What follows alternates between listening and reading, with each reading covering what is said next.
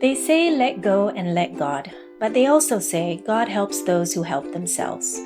Today's episode isn't meant to be religious, but to explore two common sayings about control and surrender. So which is it? Should I focus on surrender and trust, or focus on changing the situation? Hello, I'm happy you're here. I'm Nusi. Do you ever feel one thing is wise and also its seeming opposite? I do. Welcome to Wise Discrepancies, where we examine contradictory sayings that are wise and think about when each one works best.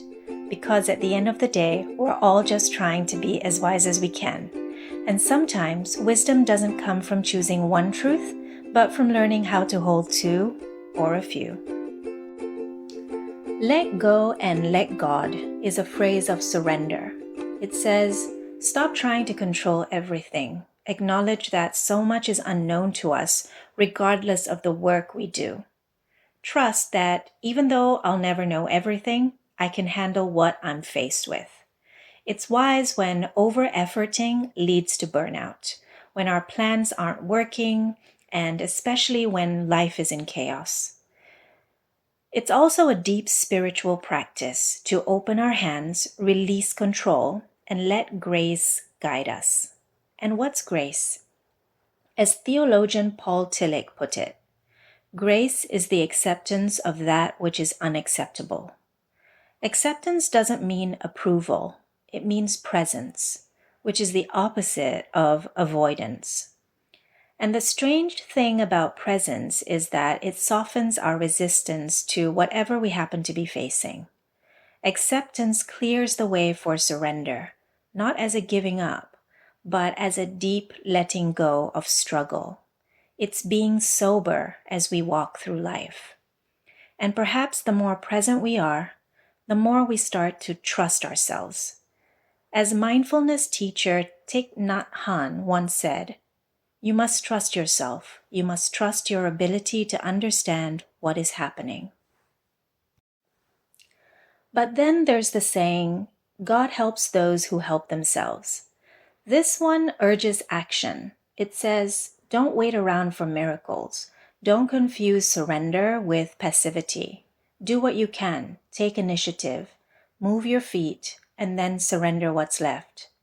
It's wise when we're avoiding responsibility under the guise of faith, or when our inaction stems more from fear than trust, or when the next step is clear enough and the courage to take it, that next step, is what's missing. So what's the wise move? To act or to release?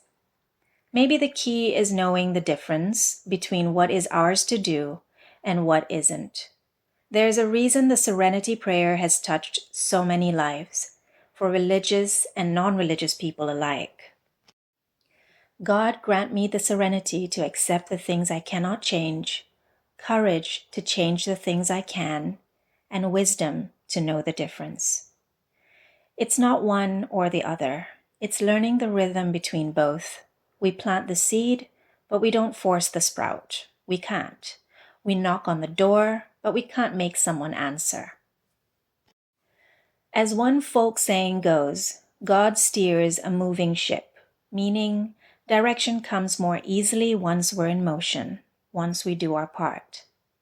Sometimes helping myself looks like showing up, like starting the thing, like just doing my part and asking no questions, using my mind as a tool and declining its offer to give me negative renditions of everything. And sometimes wisdom is in stopping, in letting go of expectations without resentment. If someone close to me betrays me, letting go might look like accepting that their actions crossed a clear boundary and I can no longer be close to them. Being guided by grace helps me accept what's hard to accept because I want to take them back into my life, but I know fully that it's wise not to. I know they're a good person and they had a bad childhood and traumas that make it difficult for them to treat others well. Yet, helping myself might look like distancing myself. even if it hurts. I can't control their choices, but I can choose how I respond and trust the rest. There is a teaching in the Bhagavad Gita that says, you have a right to your actions, but not to the fruits of your actions. So we act, we give what we can, and then we let go of the outcome. Easier said than done, of course, like all wisdom. But again and again, it seems the common thread running through all wisdom is trust.